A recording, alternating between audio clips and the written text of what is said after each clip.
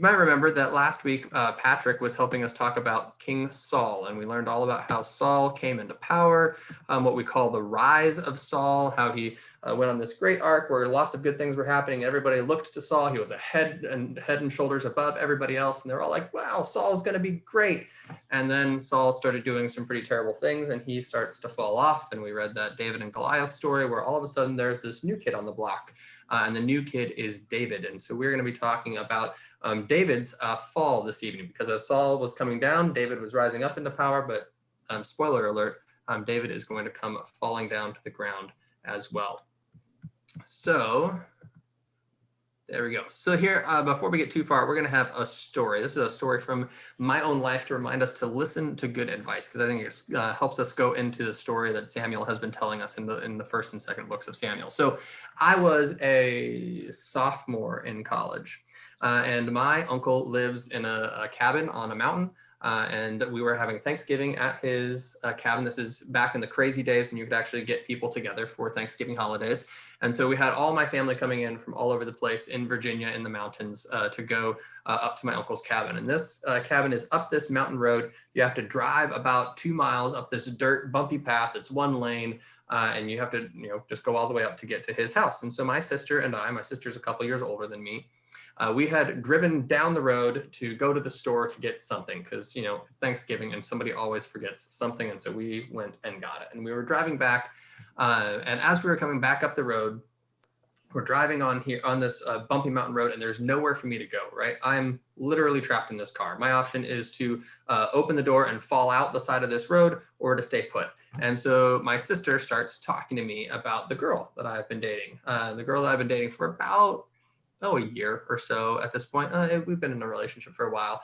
Her name was Megan. And my sister Kim kind of starts confronting me about this girl and says, David, I really don't think Megan is good for you. I don't think this is a healthy relationship. I'm really worried about you. It doesn't seem like you're happy. It doesn't seem like yourself. And I worry because I've seen my other friends go down this kind of path before, and some of them are in marriages now, and they're just not happy in their marriages. I don't want that for you. I really just want what's best for you. But I knew everything and knew better, and knew that my sister didn't know our relationship like I knew our relationship. So of course, I continued dating Megan anyway. I stayed in this relationship for way longer than I should have. It was terrible.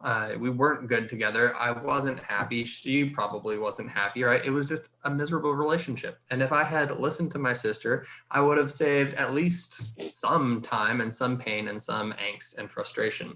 This is what Israel has been going through. As a nation, this is what they've been going through. Remember, at the beginning of this whole experience, the prophet Samuel comes to them and says, hey, you don't want a king. If you get a king, this is all the bad stuff that's going to happen. You're not going to be happy. The king's going to take your stuff. They're going to make your young men go fight in their battles. They're going to take your young women into their courts. He warns them about everything. And Israel says, no, we know better. We really want a king. And so every time we read these stories about the kings, it's kind of like me, continuing to date Megan after my sister said, I really don't think this is a good idea. And we go, I know better. It's okay. Israel says, no, our king is going to be better. Our king is going to be the one who saves us. And every time the king is not. And that's the story that we're getting repeated in this portion of the Hebrew Bible as we're continuing to move on through. All right, so that's the framework for where we are. Now, last week we heard about Saul's falling out of favor. We heard about David being the new up-and-coming leader. We had that great story about him defeating Goliath. All really good stuff. So David's great in battle. David trusts God. David is chosen by God. David really is great, right? In the Bible Project video this week, you heard them talking about this passage from 2 Samuel chapter 7. This is where David gets this great blessing from God, because see, David thought to himself, hey, I've got a house. Jerusalem now is this cool city. God's temple, or God, we should build God a temple. We should build God a house. And so David doesn't want God to have to travel around in this tent that they've been carrying with them everywhere since the Exodus. They say, no, I'm going to build you a house. And then God says this through the prophet Samuel.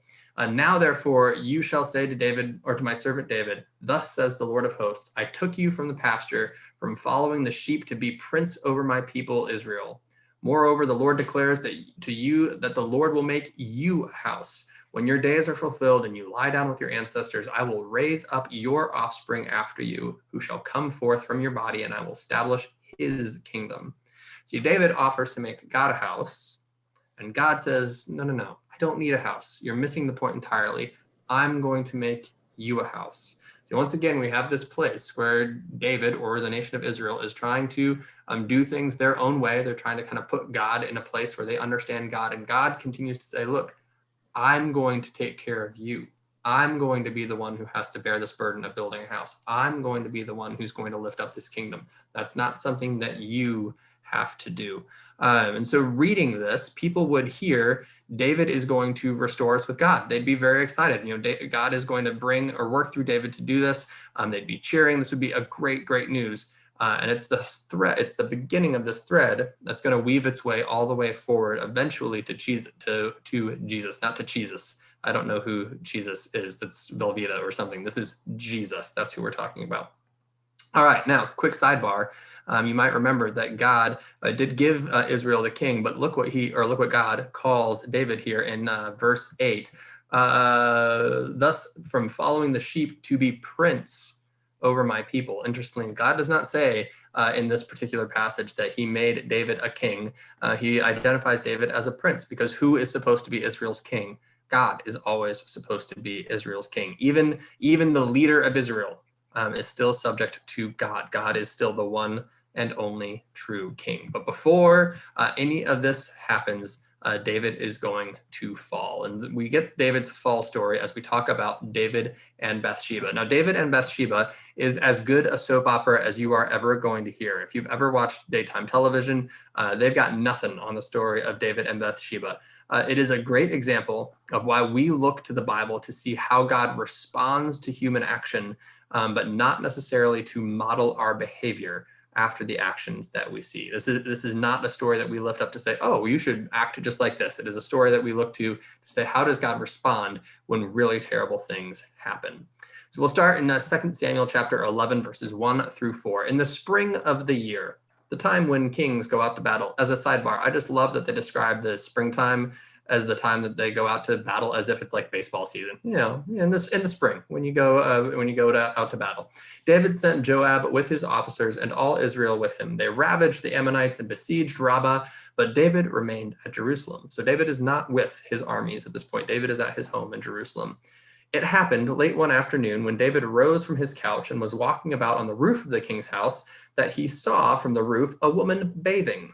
The woman was very beautiful. David sent someone to inquire about the woman. It was reported, this is Bathsheba, daughter of Eliam, the wife of Uriah the Hittite.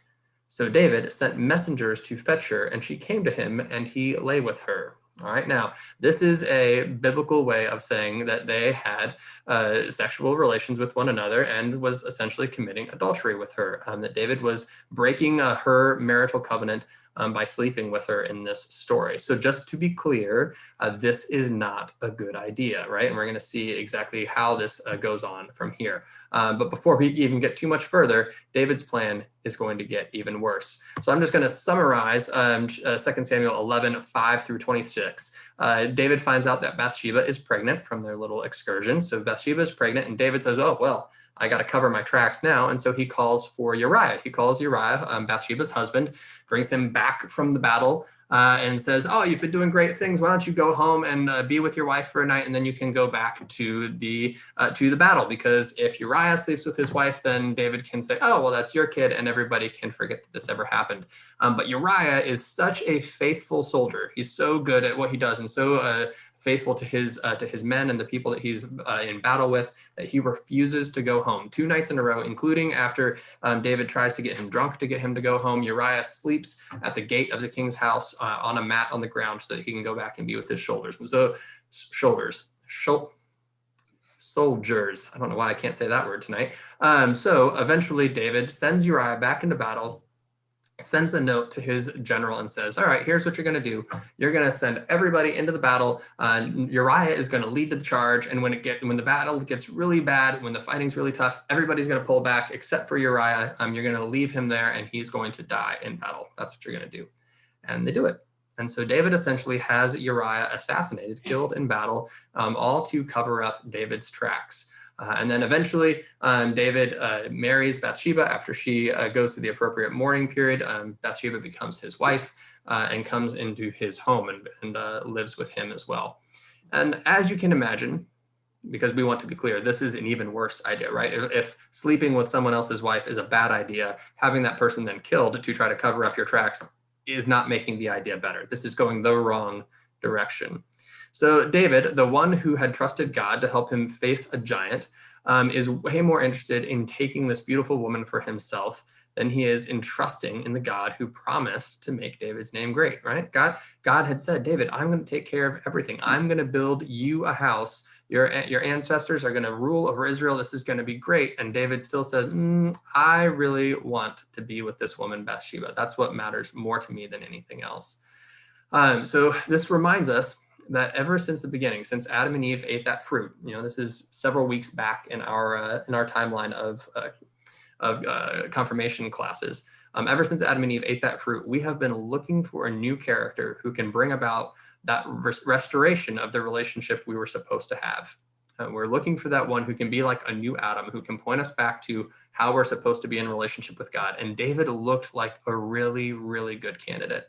David was blessed by God. David was chosen by God. David was trusting God to fight giants for it. Like, this seemed all like such good stuff. There are even points where David mourns and prays for those who are persecuting him and trying to kill him. David just seems like this perfect character. And then this huge, huge fall in this incident with Bathsheba. And so now Israel sees that the earthly king will never be the answer. And that's going to be the story through the rest of the kings. All the other kings that come after David do varying degrees of terrible things. There are a couple that are less bad than others, but none of them are good. And so Israel begins to learn that they cannot depend on these earthly kings, and they are encouraged to be pointed back to God, because God has always been the king who's going to bring that about. Now, David doesn't get off scot-free, right? This was a really bad thing. And so there's this guy, Nathan. Nathan was a prophet while David was ruling. And prophets have this terrifying job that requires them to say really, really hard things to the people in power. And so Nathan had to come to David and was told by God, you got to go tell David that what he did was wrong. And as you can imagine, David, who's the king, probably wasn't going to take too kindly to being told that what he had done was wrong. I don't know if you have any experience with people who have power not liking to hear that they're wrong, but that's a pretty common thing that happens. So Nathan instead comes and tells a parable. He tells a little story, and he tells the story that goes like this. This is 2 Samuel chapter 12. And the Lord sent Nathan to David. He came to him and said to David, there were two men in a certain city, the one rich and the other poor. The rich man had very many flocks and herds, but the poor man had nothing but one little ewe lamb, which he had bought. That's a little sheep, one little ewe lamb, which he had bought. He brought it up, and it grew up with him and his children. It used to eat his meager fare and drink from his cup and lie in his bosom, and it was like a daughter to him. Now there came a traveler to the rich man, and he was loath to take one from his own flock or herd to prepare for the wayfarer who had come to him. But he took the poor man's lamb and prepared that for the guest who had come to him. All right, so you have a rich guy who steals the only sheep that this poor guy has. And, you might say, well, what's David's reaction to this story? How do we think David is going to respond to something like that? And ultimately, David says this. David's anger was greatly kindled against the man. He said to Nathan, as the Lord lives, the man who has done this deserves to die, and he shall restore the lamb fourfold because he did this thing and because he had no pity. And Nathan said to David, you are the man.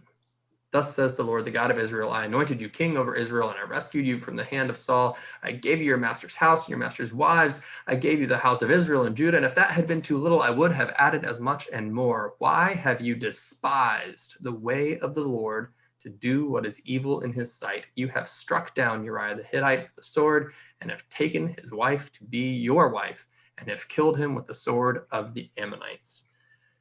Nathan calls David to task and says, look, what you did was a terrible thing, and God is not okay with this. You have despised the word of the Lord. You've basically taken God's word and spat on it and kicked it and rubbed dirt in it. You've done everything you can to show that you don't care a thing about the word of the Lord. Now, we might ask ourselves, how is David going to respond to this, right? Because now we have a king who's being called to task. We have a king who's being told what you did was wrong. And Kings don't usually like to be told what they're doing is wrong. That's why they're kings. And so we might ask ourselves, well, what is David going to do? And how is he going to respond? And ultimately, David's going to respond with this. The next, or a couple of verses later, he'll say to Nathan, I have sinned against the Lord. Nathan said to David, now the Lord has put away your sin, and you shall not die. Then eventually David writes what we now call Psalm 51, which is one of the great confessional psalms that comes out of this. See, David understands this difference between confession or denial and confession. When David is called to task for his sin, for this great egregious offense, this thing that carries even into our current culture as being just a horrendous act, David realizes that he cannot run from it. He cannot deny it, that he has to confess this sin to God. He has to own up and be honest about what has happened. See, we're all going to make mistakes, and hopefully we don't repeat David's path, but we will sin in one way or another. And when we do, we face the same choice. We face the choice of denial or confession. And despite David's massive mistake, he confesses his sin and relies on God for forgiveness. God forgives, but there are also still very important consequences for David's actions, which play out in this world, even if God is offering David this forgiveness. And this, not the sin, but David's response to the sin, is worthy of our emulation, is worthy of us looking to as a model. How can we acknowledge the places where we cause harm to others? And how can we ask God to help us do better? Because through this whole story, exactly what God warned would happen is what happens. Kings do not lead the people in faith, and instead fail to uphold the covenant with God over and over and over again. They continue to fall short. They continue to lead people astray, and we continue to find ways that we need to turn back to God and confess. And so we confess every time we gather in worship. We confess sometimes privately, sometimes publicly, sometimes naming all the things, sometimes acknowledging that we don't even know the ways that we have sinned, but we are called into confession. So tonight in small groups, you're going to have some time to look at some of Psalm 51, to explore some of that psalm, and then spend some time thinking about what it's like to confess those places where you might have done wrong in your own life or in the world around you.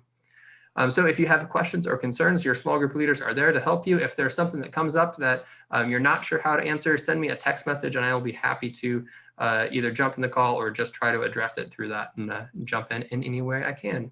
What were considered sins back then? Because I know they were different than now. Yeah, so there are different ways of thinking about some things, that's for sure, but I think there are all ways in which we can talk about things that we know are wrong, like what David did. We're all in agreement that that was probably a pretty terrible thing. And so what you might describe as a sin today might be different than a child born in King David's time might have thought of as being wrong. But there are some things that we can kind of all understand as being wrong or inappropriate or hurting others for sure. And so you'll get a chance to talk about some of that. All right.